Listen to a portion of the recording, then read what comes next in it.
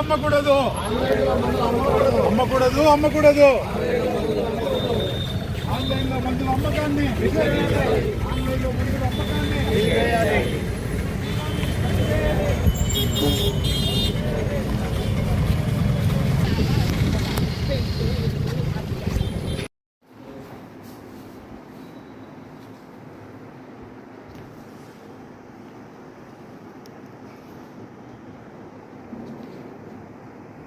రోజు ఏఐఓసిడి all India chemist and druggist association తరపు నుంచి plus Andhra Pradesh chemist and druggist association నుంచి దాదాపు 12,40,000 మంది ఈ ఫార్మసీ విధానం ద్వారా నష్టపోతున్నారు.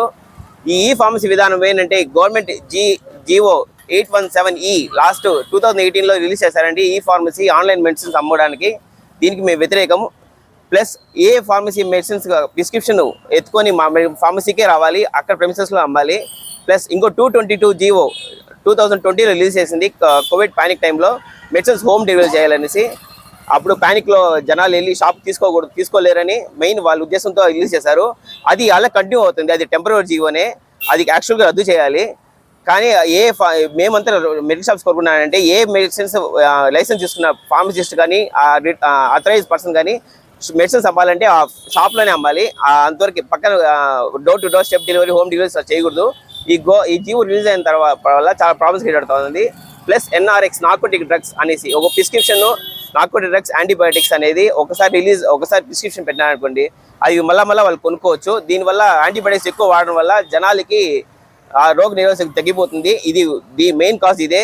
NRX డ్రగ్స్ మళ్ళీ హ్యూమన్ యాంటీబయాటిక్స్ నార్కోటిక్స్ వల్ల మొత్తం బానిస అయిపోతున్నారు జనాలు. దీనివల్ల ఆ ప్రాబ్లం క్రియేట్ అవుతుంది. ప్లస్ భారీ డిస్కౌంట్ నకిలీ మందుల ద్వారా డిస్కౌంట్ రూపం ఇచ్చి చాలా జనాలకి ఇది ప్రాబ్లం అవుతుంది. దానికోసమే ఈ మెయిన్ టీమ్.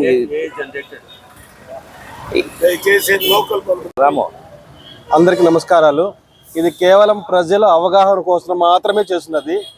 కేవలం ఎందుకంటే నకిలీ మందుల బారి పడే ప్రజలు చాలా మంది మోసపోతున్నారు. దయచేసి ఇది గమనించవలసిందిగా ప్రార్థన. పలంనేరు మెడికల్ అసోసియేషన్ వారికి కృతజ్ఞతలు.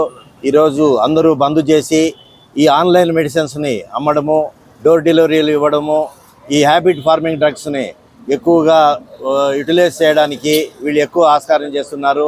అంతేకాకుండా ఎక్కువ డిస్కౌంట్లు ఇచ్చి నకిలీ మందులను అమ్ముతున్నారు. ఇటువంటి నివారించడానికి ఈరోజు బంద్ చేస్తున్నాము. దీనికి అందరూ సహకరించి అందరికీ కృతజ్ఞతలు తెలియజేసుకుంటున్నాము. పత్రికా విలేకరులకు కూడా యూట్యూబ్ ఛానల్ వారికి కూడా కృతజ్ఞతలు తెలుపుకుంటున్నాము.